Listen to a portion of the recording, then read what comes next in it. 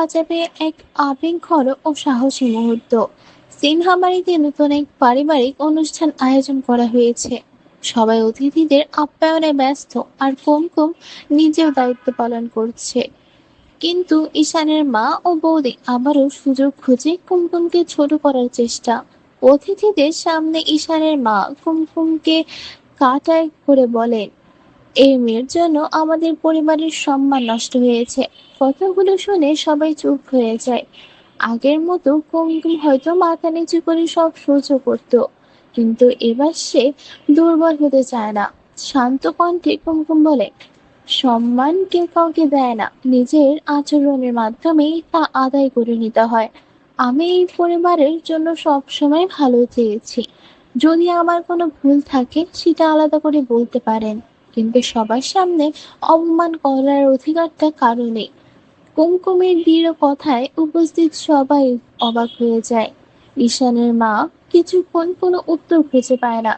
ঠিক সেই সময় ঈশান সেখানে এসে সবকিছু শুনে ফেলে, কিন্তু সে সঙ্গে সঙ্গে কিছু বলে না, কারণ সে দেখতে চায় কুমকুম কিভাবে নিজের জন্য দাঁড়ায়। কুমকুম নিজের আত্মসম্মান রক্ষা করতে সেখান থেকে সরে যেতে চাইলে কয়েকজন অতিথি তার সাহসের প্রশংসা করে। তখন ঈশান এগিয়ে এসে সবার সামনে বলে, আজ কুমকুম যা বলেছে সেটাই সত্যি। যে নিজের সম্মান রক্ষা করতে জানে সে অন্যেরটাও রক্ষা করতে পারে। আমি ওর পাশে আছি, কারণ ও সত্যি পাশে দাঁড়িয়েছে আমার জন্য। ঈশানের এই কথায় পরিবারের অনেকেই নীরব হয়ে যায়। আমার মুখ ফুটে ওঠে তৃপ্তির হাসিতে।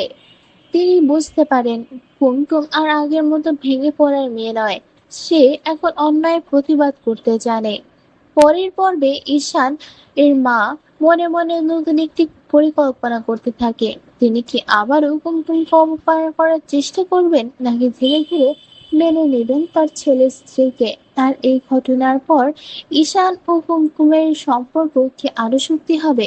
এসব উত্তর মিলবে আগামী পর্বে। আপনার কি মনে হয়, ঈশানের মা বদলে যাবে, নাকি আবার নতুন কোনো ষড়যন্ত্র করবে? কমেন্ট করে জানাবেন অবশ্যই।